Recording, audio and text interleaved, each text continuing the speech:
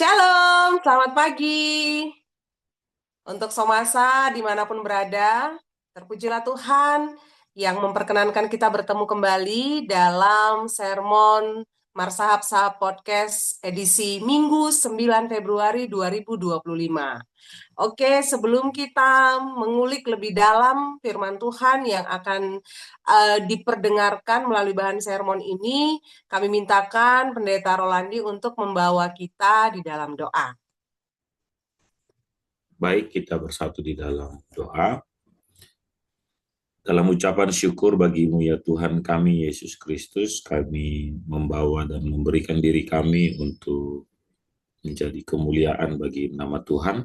Tuhan yang tolong kami sehingga lewat sermon Mas Sapot ini kami boleh berbagi dan kami boleh semakin mengenal Tuhan di dalam kehidupan kami bersama dengan sahabat-sahabat, sobat-sobat Mas Sapot. Terima kasih ya Tuhan, dalam nama Yesus kami berdoa. Amin. Amin. Terima kasih Bang Pendeta Rolandi. Gimana nih kabarnya? Sehat kedua abang-abang kami? Puji Tuhan. Luar biasa. Oke, luar biasa. Dan kami berharap semua sobat-sobat Marsahap Podcast dimanapun berada dalam keadaan sehat, Amin. semangat, dan diberkati. Amin. Oke, mari kita buka Alkitab kita dari Lukas 5 ayat 1 sampai dengan 11. Lukas 5 ayat 1 sampai dengan 11, kami akan membacakan untuk kita semua, demikian firman Tuhan. Penjala ikan menjadi penjala manusia.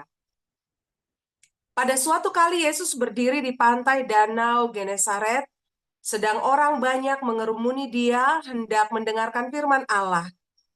Ia melihat dua perahu di tepi pantai. Nelayan-nelayannya telah turun dan sedang membasuh jalannya. Ia naik ke dalam salah satu perahu itu, yaitu perahu Simon, dan menyuruh dia supaya menolakkan perahunya sedikit jauh dari pantai. Lalu ia duduk dan mengajar orang banyak dari atas perahu.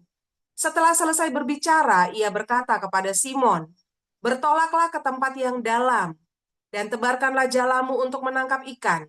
Simon menjawab, "Guru, telah sepanjang malam kami bekerja keras dan kami tidak menangkap apa-apa. Tetapi karena engkau menyuruhnya, aku akan menebarkan jala juga." Dan setelah mereka melakukannya, mereka menangkap sejumlah besar ikan, sehingga jala mereka mulai koyak. Lalu mereka memberi isyarat kepada teman-temannya di perahu yang lain, supaya mereka datang membantunya. Dan mereka itu datang. Lalu mereka bersama-sama mengisi kedua perahu itu dengan ikan hingga hampir tenggelam. Ketika Simon Petrus melihat hal itu, ia pun tersungkur di depan Yesus dan berkata, "Tuhan, pergilah daripadaku, karena aku ini seorang berdosa." Sebab ia dan semua orang yang bersama-sama dengan dia takjub oleh karena banyaknya ikan yang mereka tangkap. Demikian juga Yakobus dan Yohanes, anak-anak Zebedeus, yang menjadi teman Simon. Kata Yesus kepada Simon, "Jangan takut. Mulai dari sekarang engkau akan menjadi menjala manusia."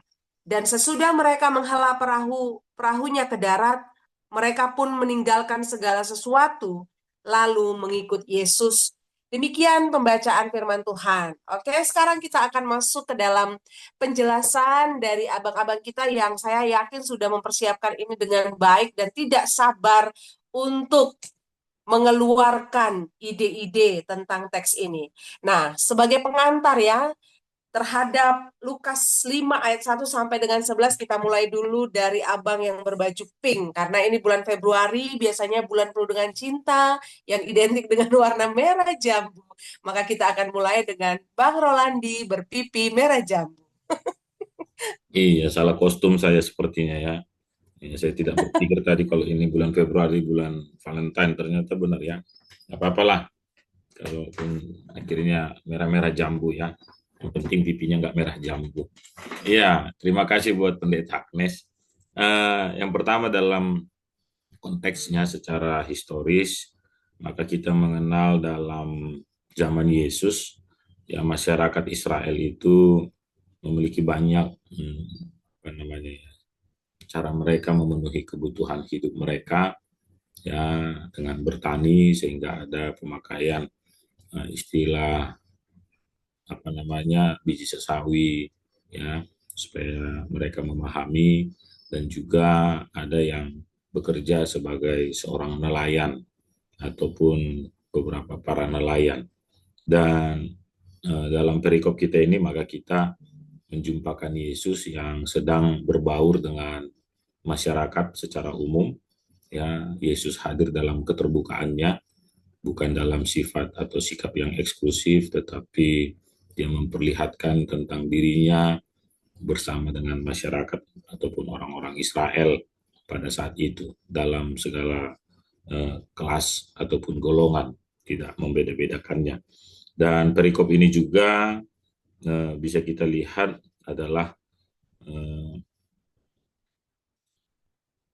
perjumpaan Yesus dengan para murid-muridnya yang pertama. Dan menarik adalah bahwa setelah Yesus melakukan beberapa mujizat dan pengajaran, maka itu juga menarik perhatian banyak orang. Ya, sehingga pada ayat 1 dikatakan, sedang orang banyak mengerumuni dia, hendak mendengarkan firman Tuhan. Jadi Yesus bukan lagi orang biasa pada saat itu, tetapi sudah dikenal oleh banyak orang. Ya, dan Yesus semakin memperlihatkan kehadirannya kepada semua orang. Perikop kita ini sangat menjelaskan hal itu, dan di sanalah Yesus melakukan, ya, panggilan kepada beberapa orang untuk menjadi penjala manusia, atau sering kita sebut sebagai murid-murid Tuhan Yesus. Mungkin demikian Pendeta Agnes sebagai pengantar. Terima kasih. Ya, terima kasih untuk penjelasan dari Bang Pendeta Rolandi ya, yang menekankan bagaimana Yesus itu hadir di tengah-tengah kehidupan orang banyak. Ketika Yesus hadir, dia juga berusaha untuk memperkenalkan kuasanya, siapa dirinya gitu ya, melalui metode-metode yang saya rasa sangat unik sekali karena pada pasal sebelumnya Yesus sudah hadir di rumah ibadat, kemudian dia sudah mulai menyembuhkan orang sakit, dan ini adalah salah satu metode yang sangat unik ketika Yesus berjumpa dengan banyak orang, tidak melulu melalui bagaimana dia memberikan pengajaran secara langsung, tetapi ada sebuah tindakan yang kita bisa lihat bagaimana kuasanya itu nyata terjadi gitu. Bagaimana dengan Bang Pendeta Dedi untuk boleh melihat Lukas 5 ayat 1 sampai dengan 11 ini, mungkin boleh dimulai dari ayat pertama ini atau ayat pertama sampai ayat kedua ya. Pada saat itu Yesus tampil di pantai Genesaret, saya yakin dia juga berjalan-jalan untuk melanjutkan pekabaran Injil itu, memperkenalkan tentang kealahannya, dan di sana ada banyak orang yang ingin mendengarkan firman gitu. Lalu ada juga dua perahu di tepi pantai. Ini bagaimana Bang Pendeta Dedi melihat ini? Baik, terima kasih. Yang pertama kan kalau kita lihat tadi konteksnya, ini Yohanes Pembaptis kan sudah ditangkap. Nah, dari sini kita boleh berangkat, walaupun Yohanes Pembaptis sudah ditangkap, mungkin secara pikiran manusia kan, pasti tidak akan ada yang berani untuk datang menghampiri Yesus. Tapi dalam hal ini kita lihat, Yesus tidak berhenti untuk memberitakan kabar sukacita. Ada istilah menyebutkan kan, jangan mengejar kupu-kupu, tetapi perbaikilah kebunmu. Ya, suatu saat nanti pasti kupu-kupu akan datang menghampiri kebunmu. Jadi dalam hal ini kita melihatkan sesuatu hal yang baik yang dilakukan oleh Yesus itu akan menggugah orang-orang untuk datang menghampirinya. Jadi disitulah letak kerinduan seseorang untuk menghampiri Yesus, di mana dia mau menyampaikan kabar sukacita. Tapi kan konteksnya di sini kan Kak Pendeta, proses pemanggilan penjala ikan menjadi penjala manusia. Jadi dengan kata lain di sini letak kerinduan manusia untuk mendengarkan firman Allah. Itu yang pertama dulu saya lihat Kak. Artinya walaupun dalam kondisi Yohanes Pembaptis baru ditangkap, tapi Yesus tidak berhenti, dan dengan keadaan yang seperti itu juga manusia masih tetap datang menghampiri Tuhan. Itu karena apa? Berarti ada suatu hal yang sangat menarik yang mereka lihat dari pengajaran, baik mujizat, mungkin mujizat sudah ada ya, mungkin sudah ada pencobaan ya, kalau masih dalam Lukas kita, sudah ada pencobaan dan sudah juga ada mujizat yang dilakukan oleh Yesus di mana dia sudah menyembuhkan ibu mertua Simon, Petrus dan orang lain. Jadi itulah berarti kita mulai hal baik, pasti hal baik itu juga akan menghampiri kita. Mungkin itu yang pertama dulu, Kak. Iya, terima kasih. Artinya memang Yesus itu mungkin pada saat itu sudah viral ya.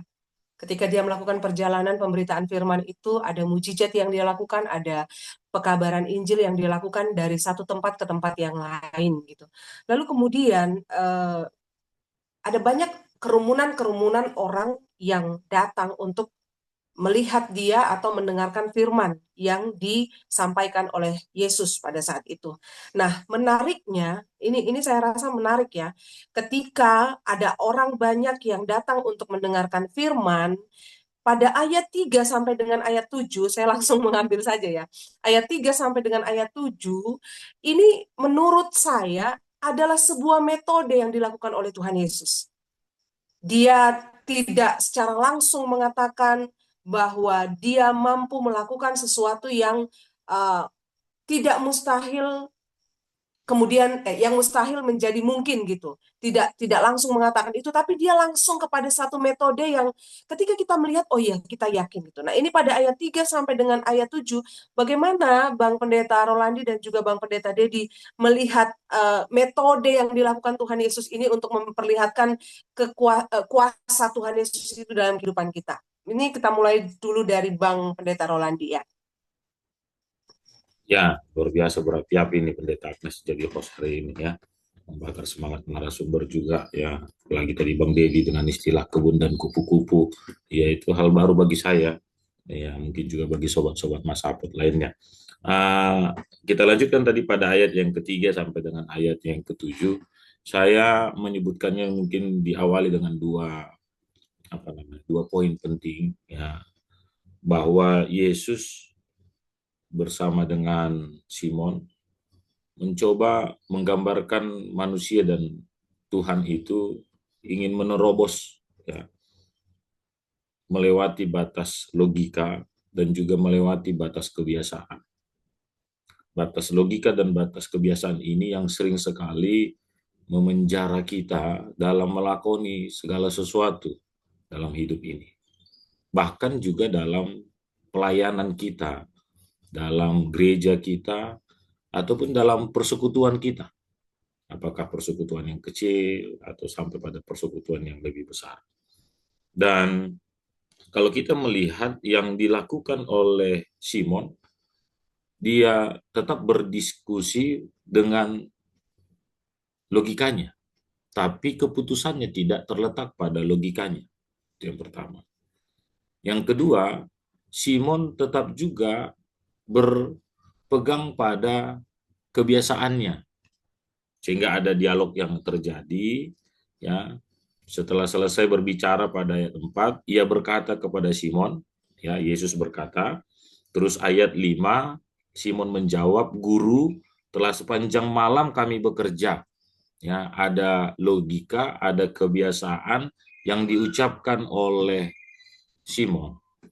Tapi sekali lagi yang saya mau katakan adalah Simon tetap berdiskusi dengan logikanya, tapi keputusannya tidak terletak pada logika. Simon tetap terpaut dengan kebiasaannya, tetapi dia tidak terpaku dalam kebiasaan itu. Sehingga kita bisa melihat Simon mengambil keputusannya tetap pada perintah Tuhan, bukan pada logikanya. Ya, sikap dari seorang Simon tidak terpaku pada kebiasaannya, tetapi apa yang menjadi kehendak Tuhan di dalam percakapan itu. Jadi mungkin penting juga bagi kita untuk menyadari percakapan apa yang sedang terbangun antara kita dengan Tuhan. Bukan hanya dengan logika kita atau dengan kebiasaan kita, biasanya harus begini dulu, baru begini, logikanya kalau misalnya begini, maka begini, ya. Dan itu semua terpatri dalam pengalaman-pengalaman yang nyata dalam kehidupan kita. Simon bukan orang yang baru kemarin menjadi seorang nelayan. bukan, ya. Sehingga dia berada di dalam pekerjaan itu. Bahkan kalau kita melihat nanti dalam perjalanannya setelah Yesus ditangkap dan bangkit kembali, Yesus kembali berjumpa dengan Simon yang sedang menjala ikan. Ya. Dan ada istilah yang sering muncul dalam percakapan itu, 3 kali Yesus bertanya kepada Simon, apakah engkau mengasihi aku? Sehingga Simon, saya mau katakan kembali, ini orang yang sangat pro di dalam tugasnya sebagai seorang pelayan. Tapi sekali lagi, logika yang dia punya dan kebiasaan yang dia punya itu harus tunduk pada kehendak Tuhan. Maka dalam pelayanan juga mungkin kita harus kembali bertanya dalam percakapan kita dengan Tuhan. Sehingga boleh saja kita punya kesibukan yang banyak dalam pelayanan ini, ya, tapi harus membangun komunikasi percakapan juga dengan Tuhan supaya kita mengerti arahnya, tidak lagi dibatasi oleh logika, tidak lagi dibatasi oleh kebiasaan-kebiasaan saja. Itu yang 2 hal tadi yang saya mau katakan di awal. Yang ketiga, bahwasanya Yesus ingin mendorong Simon juga melakukan sesuatu yang lebih dari apa yang dia pikirkan, yang lebih dari apa yang biasa dilakukan. Sehingga pekerjaan itu tidak bisa hanya biasa-biasa saja, tidak bisa juga hanya secukupnya saja, tetapi ada ekstra di sana, ada hal yang lebih yang harus dilakukan. Misalnya kan Yesus masa sih harus ngajarin seorang Simon ya tentang bertolaklah ke tempat yang dalam. Emang Simon nggak tahu kalau mancing ikan atau menjala ikan itu bisa di tempat yang dangkal ya. Tapi ada kata penegasan ke tempat yang dalam ya. Apakah Yesus ingin memberikan sebuah kode atau memberikan sebuah arahan yang tadi mungkin kurang dalam, ada tempat yang lebih dalamkah dari itu? Atau mungkin kita juga sedang diberikan oleh Tuhan penegasan tentang sesuatu yang mungkin sudah biasa kita lakukan, tetapi Tuhan ingin memberikan petunjuk yang lain. Nah, hal ini harus dikalahkan dengan itu perintah Tuhan. Simon akhirnya melakukannya karena dia mengalahkan egonya sebagai seorang yang pro. Oh, itu kata Tuhan. Nah, jadi kan tidak ada jawaban Simon, ngapain sih kau Tuhan sok-sok ngajar-ngajarin aku? Emang kapan kau jadi nelayan? Gak ada kalimat itu dari Simon. Bagi Yesus pada saat itu nggak ada. Simon hanya guru, telah sepanjang malam kami bekerja keras dan kami tidak menangkap apa-apa. Simon bukan yang hanya melempar saja terus sambil main kartu di atas kapal ya, kayak kalau kami di Sibolga itu biasanya pergi ke laut, tebarkan jala atau lemparkan pancing sambil nunggu pancingannya ditangkap, kita main kartu sambil minum kopi. Tidak begitu. Ada kata sudah bekerja keras ya.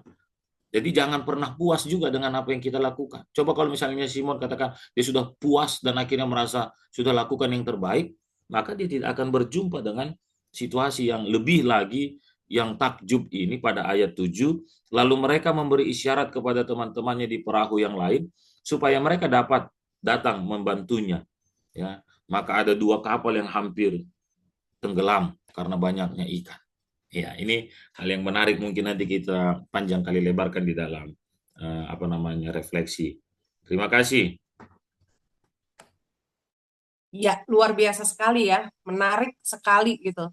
Jadi tadi ada satu pernyataan dari Bang Pendeta Rolandia. Percakapan apa yang sedang kita bangun dengan Tuhan gitu ya? Percakapan apa yang sedang kita bangun dengan Tuhan? Tapi mungkin saya boleh menggantinya sedikit, Bang, merevisinya sedikit. Apakah kita sudah membangun percakapan dengan Tuhan gitu. Jadi sebelum ke percakapan apa ini, jadi pertanyaannya saya majukan sedikit ya Bang ya. Apakah kita sudah membangun percakapan dengan Tuhan gitu atau masih terpenjara dengan logika-logika kita sehingga kita betah banget diskusi sama logika-logika kita yang pada akhirnya itu malah membatasi gerak kita, membatasi ruang ruang gerak dan lain segala macam gitu. Jadi itu menjadi pertanyaan untuk sobat-sobat Marsapsa Podcast dimanapun berada. Apakah kita sudah membangun percakapan dengan Tuhan gitu, atau masih terpenjara dengan logika-logika kita? Lalu ini menarik juga tadi apa yang dikatakan oleh Bang Pendeta Rolandi, bahwa ternyata mujizat itu terjadi, kuasa itu bisa dilihat secara nyata dan dirasakan, itu pada ayat 5 ya.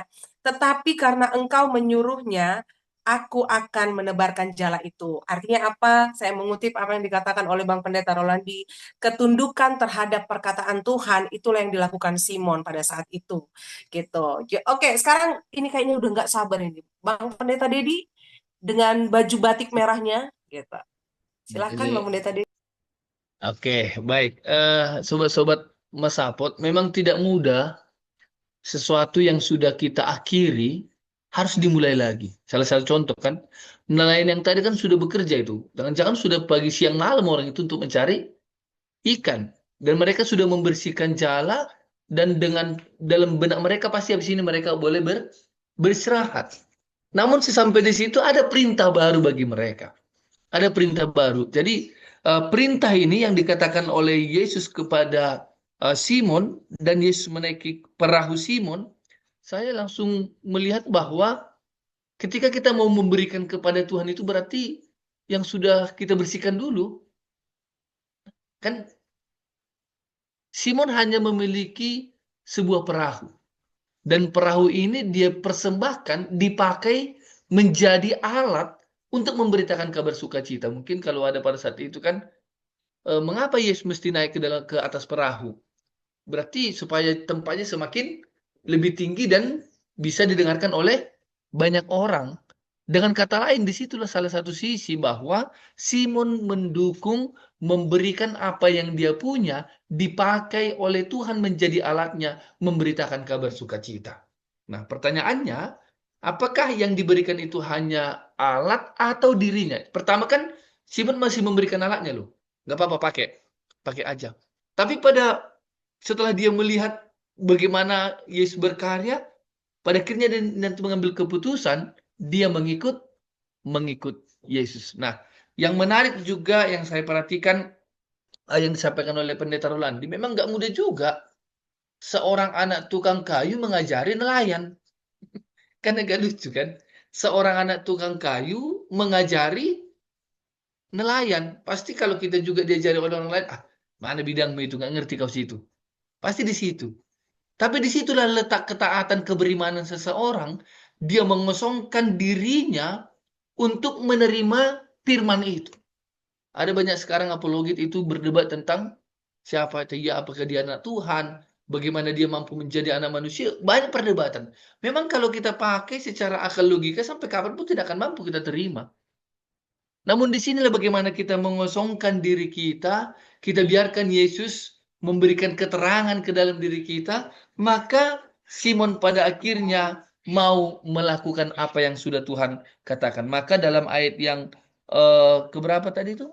Kelima ya. Karena perkataanmu. Nah, ini luar biasa loh. Karena perkataanmu. Nah, sekarang bagaimana kita mengiyakan setiap perkataan Tuhan dalam hidup kita?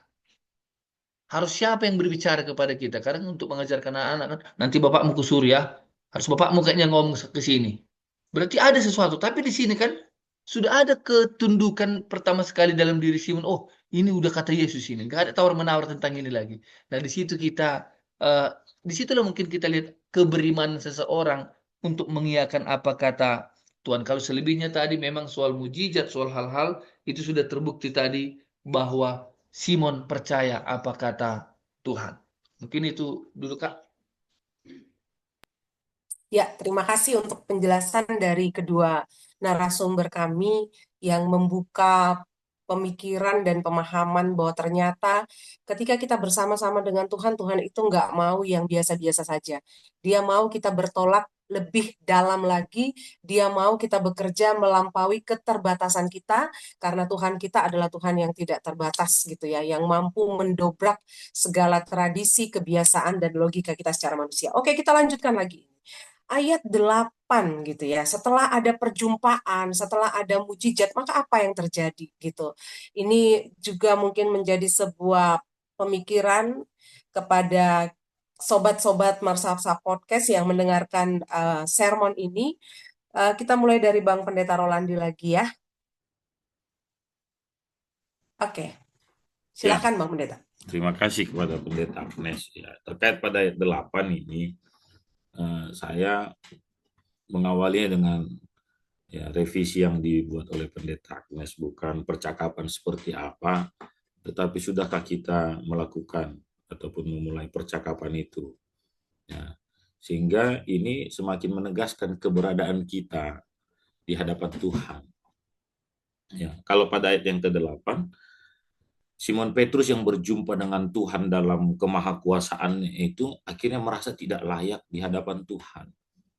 Ya, ketika Simon Petrus melihat hal itu, ia pun tersungkur di hadapan Tuhan dan ia mengaku, aku ini seorang berdosa. Dan itu bagian dari manusia itu sendiri. Ya, sehingga di sanalah salah satu hal yang harus membuat kita takjub dalam pernyataan Tuhan atas segala kehidupan manusia itu sendiri. Bahwasanya Tuhan tidak melihat manusia di dalam keberdosaannya, tetapi manusia dilihat oleh Tuhan di dalam kelayakannya yang dilayakkan oleh Tuhan. Jadi saya mau mengimani bukan hanya Simon saja yang sedang dilayakkan oleh Tuhan dalam pengakuannya sebagai orang berdosa, tapi saya juga, sobat-sobat Masapot juga. Ya.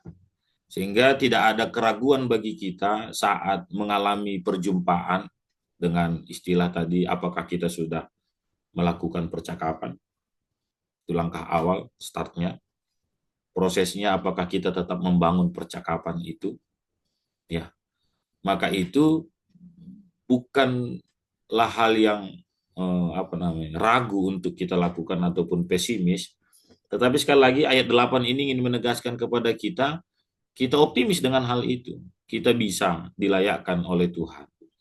Ya, jadi jangan mau kompromi dengan iblis, dengan setan yang selalu membilang, kau berdosa, gak usahlah pergi ke gereja. Ngapain kau berdoa? Munafik kau itu katanya. Sehingga kita menarik diri kita untuk berdoa dan pergi ke gereja. Nah, itu yang akhirnya iblis akan katakan di sana, yes, kita berhasil membuat si Rolandi tidak berdoa, contoh misalnya. Nah, itu yang pertama. Yang kedua, maka ketakjuban itu memberikan sebuah pengakuan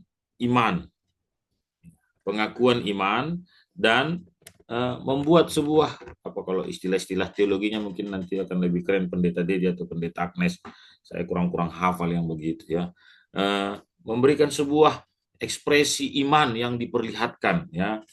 Ayat 10 misal, ayat 9 takjub, ayat 10 kata Yesus kepada Simon, jangan takut, ya kan? Demikian juga yang ada di sana Yakobus, Yohanes, anak-anak Zebedeus, ya kan? Dan ayat 11 mengatakan sesudah mereka menghela perahu-perahunya ke darat, mereka pun meninggalkan segala sesuatunya. Ini kan sebuah ekspresi iman yang luar biasa. Yang dinyatakan dalam perikop kita harus juga menjadi pernyataan iman, ekspresi iman yang harus kita lakukan, memperlihatkan kita sungguh takjub berjumpa dalam kekuasaan Tuhan yang tiada batasnya, di luar batas logika dan di luar batas kebiasaan kita. Nah, itu yang harus kita lihat dalam perikop ini. Jadi yang pertama tadi itu ya tentang dosa Tuhan layakkan, yang kedua dalam kekuasaan Tuhan kita harus mengekspresikan sesuatu yang harus kita ekspresikan di dalam iman percaya kita. Mungkin itu dulu Pendeta Agnes, terima kasih. Ya, terima kasih untuk penjelasan dari Bang Pendeta Rolandi tadi. Memang apa yang sudah dilakukan Tuhan Yesus itu tidak hanya memperlihatkan mukjizat di luar dari diri kita, tetapi itu juga terjadi di dalam diri kita. Artinya kuasanya itu tidak hanya terlihat oleh mata kita dari apa yang tampak, tetapi kuasanya itu juga menyentuh sampai ke dalam diri seseorang gitu ya. Sehingga ada kata tersungkur, lalu kata takjub gitu, dan kemudian mereka meninggalkan dan mengikuti Yesus. Gimana dengan Bang Pendeta Dedi? Ya, memang sesuai dengan topik kita kan dipanggil untuk menjadi penjala manusia. Berarti Yesus tidak asal pilih dong, kalau kita perhatikan di sini. Yesus terlebih dahulu memperlihatkan kuasanya. dia memberikan tanda, dia memperlihatkan siapa dirinya, dan itu yang membuat Simon itu merasa tidak layak berada dekat dengan Yesus. Nah, berarti seolah-olah dia yang selama ini menganggap dirinya orang yang hebat, orang apa, tapi ketika bertemu dengan Yesus dia merasa mulai, ternyata aku bukan apa-apanya di depan Tuhan. Begitu agungnya Tuhan itu boleh hadir menghampiri saya, memperlihatkan secara langsung mujizat kepada saya, aku nggak layak di hadapannya. Maka pemanggilan ini yang kita lihat di sini, Kak, bahwa ketika kita mau dipilih, mau dipakai menjadi alatnya oleh Tuhan, kita harus juga mengakui keberdosaan kita. Ada orang kan nggak, dia selalu merasa dirinya paling paling hebat, merasa dirinya paling benar. Tapi memang Simon pada saat itu mengakui siapa dirinya, dan pada saat itulah dia mau nanti memberikan dirinya dipakai oleh Tuhan. Nah, kita lihat di sini berarti orang-orang yang dipanggil oleh Tuhan itu tidak serta-merta nantilah saya sudah menjadi ini nanti baru saya untuk melakukan kebaikan. Tidak. Tapi Simon Petrus, Simon yang sudah melihat apa yang sudah dikerjakan oleh Tuhan, bahkan kalau kita lihat dalam ayat yang ketujuh kan, ketika dia mendapatkan berkat yang luar biasa, bahkan sampai tenggelam perahunya, dan dia memanggil perahu yang lain untuk menolong. Dengan kata lain kan dia juga mau berbagi di situ. Dia juga mau memperlihatkan, ini loh berkat Tuhan, mari sambut berkat Tuhan. Dia bagikan semua berkat-berkat, dan pada akhirnya, luar biasa perbuatan Tuhan dalam hidupku. Jadi itu saya rasa suatu pengingat, apalagi di GKPS kan bulan-bulan Februari ini tahun periodisasi ya. Disilakan dimulai mungkin tanggal, jangan-jangan hari itu sudah banyak melakukan. Nah, dipanggil. Siapa sekarang yang dipanggil? Tentu yang dipanggil ini kita lihat dulu. Apakah kita sudah mengenal Tuhan? Apakah kita sudah hidup dalam Tuhan? Baru setelah itu dia berani memberikan, ini aku Tuhan. Jadi itu yang saya lihat dalam pemanggilan. Dari kekosongan itu nanti Tuhan akan perlengkapi. Maka dalam pemanggilan murid Yesus kita lihat di sini adalah mulai dari keberdosaan, mulai dari kekosongan, timbul kepada pengakuan, dan pada akhirnya berani mengambil keputusan, aku mau mengikut Yesus. Itu yang saya lihat di ayat yang ke-8, Kak. Terima kasih, Kak. Oke, terima kasih untuk penjelasan yang luar biasa ya.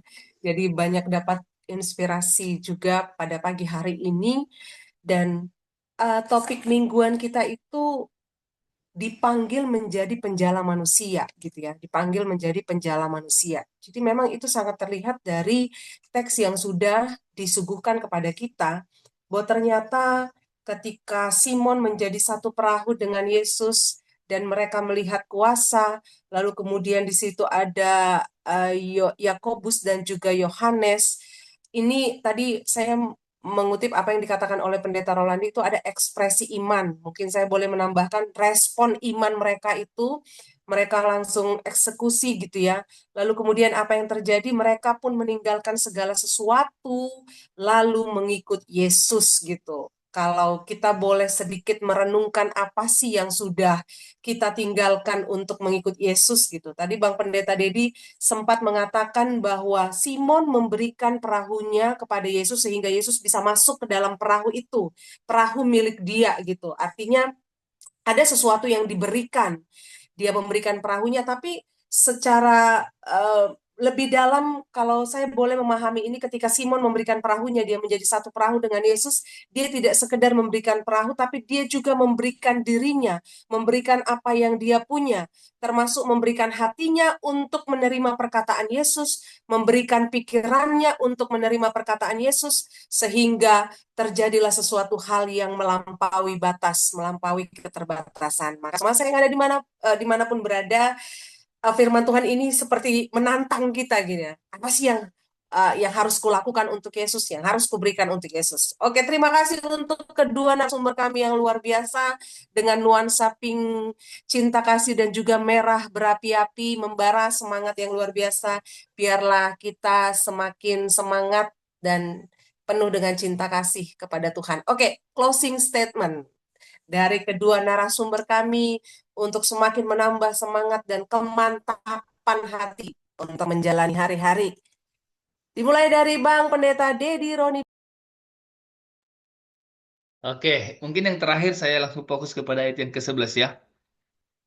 Sesudah menarik perahu-perahunya ke dalam darat, mereka pun meninggalkan segala sesuatu lalu mengikuti Yesus. Nah, ini keputusan bagi kita. Berkat Tuhan sudah ada di tangan mereka. Ikan sudah meluap. Tapi mereka mau pilih ikan atau mau pilih Yesus.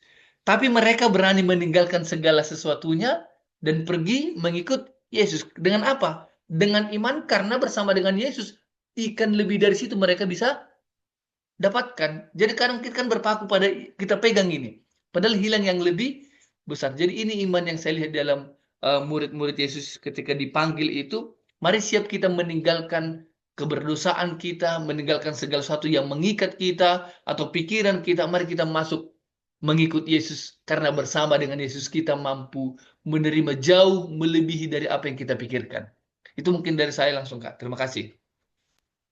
Amin, amin. Terima kasih Pendeta Dedi Roni Purba. Sekarang Bang Pendeta Rolandi Situmorang, dipersilahkan. Ya, terima kasih. Mari kita punya komitmen yang konsisten di hadapan Tuhan tentang rasa percaya kita yang jangan tanggung-tanggung.